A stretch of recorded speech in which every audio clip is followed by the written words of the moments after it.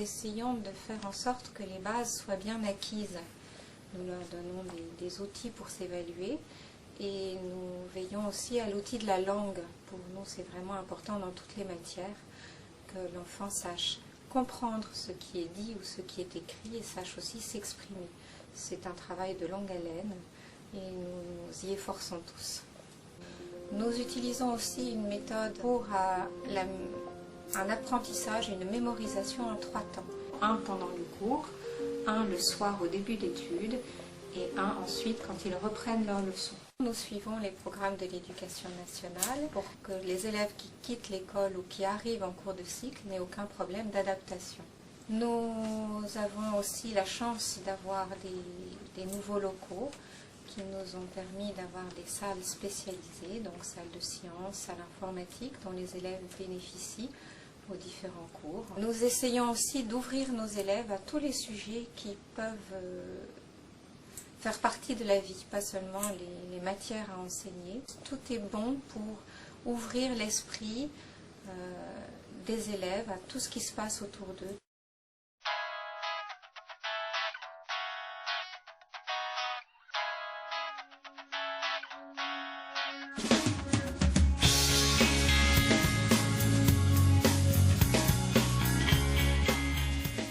La vie d'internat favorise cette connaissance mutuelle.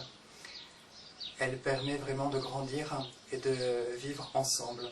Nous sommes là pour accueillir les enfants, vivre avec eux, en partageant les temps de détente, les temps de travail, les temps de la vie quotidienne. Et tous ces temps passés ensemble créent des liens, tissent des liens. Les parents sont les premiers éducateurs. Ils nous confient leurs enfants, ils les confient à un foyer qui est fait de membres qui ont reçu un appel à vivre ensemble dans une vie ordinaire de foyer avec à Courcey la mission d'accueillir des élèves et des familles. Nous vivons donc une réelle collaboration avec les parents. Ils sont invités à venir régulièrement dans l'année, rencontrer les professeurs et vivre des temps forts avec leurs enfants à l'occasion de retraites par exemple. Ce sont des moments privilégiés qui nous permettent de nous resituer face à l'enfant, face aussi au Seigneur, et discerner ensemble ce qu'il y a de mieux pour l'enfant. Ce climat de prière, ce climat aussi de bienveillance permet quand même à chaque enfant de se sentir accueilli tel qu'il est, sentir qu'au-delà des difficultés, il reste aimé par les adultes, par les autres, et donc il découvre que cet amour, cette charité, ça vient en fait de Dieu. Votre rôle d'éducateur, c'est d'ouvrir le chemin qui mène au cœur. L'important, c'est le cœur.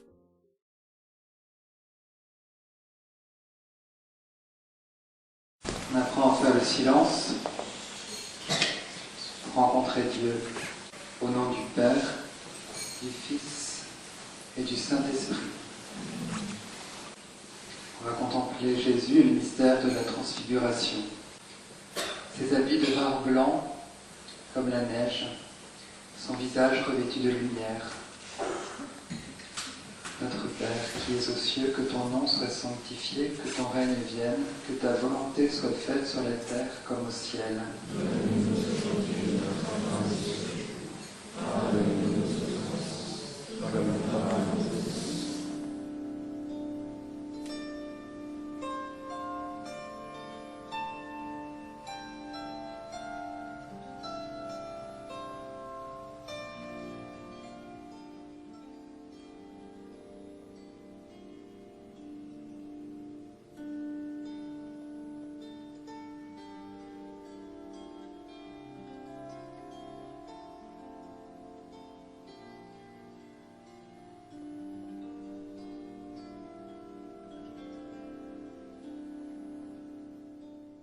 Les élèves comme les professeurs sont appelés à vivre dans ce foyer. L'élève n'en a pas forcément conscience, mais il le découvre petit à petit. Il y a une communion très forte qui est vécue ici avec les familles, les professeurs, les élèves et tous ceux qui participent à la vie de l'école et du foyer.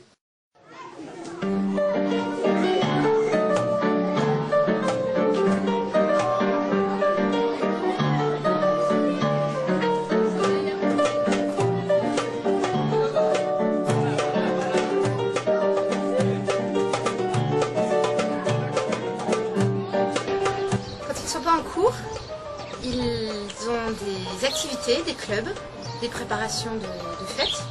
Par exemple, les mercredis après-midi, nous leur proposons différentes activités, du théâtre, du sport, le brevet de secourisme. Il peut y avoir aussi des activités manuelles, artistiques, de la danse, de la chorale. Il y a pas mal de clubs comme maquettisme, hand pour les filles, rugby pour les garçons, de temps en temps tennis de table. Il y a aussi le moyen de répéter pour les musiciens qui ont besoin de travailler leur instrument ou de préparer une fête. On propose aussi aux plus grandes de regarder le journal télévisé une fois par semaine. À travers tous ces temps qui sont importants pour la formation humaine de chaque élève, l'enfant découvre ses talents et peut les développer. Ce qui est important en fait dans le côté un peu extrascolaire, c'est de faire découvrir aux enfants non seulement leurs dons, mais aussi le bonheur de vivre ensemble et l'importance de créer de la joie, de donner de la joie, de vivre dans la joie. On demande un certain Thomas, un grand champion de golf,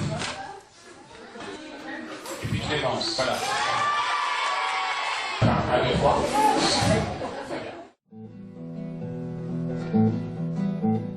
La joie domine chez tous les élèves, malgré les difficultés familiales, personnelles qu'ils peuvent rencontrer. Il y a quelque chose qui les anime et qui vient au-delà de ce que nous pouvons donner.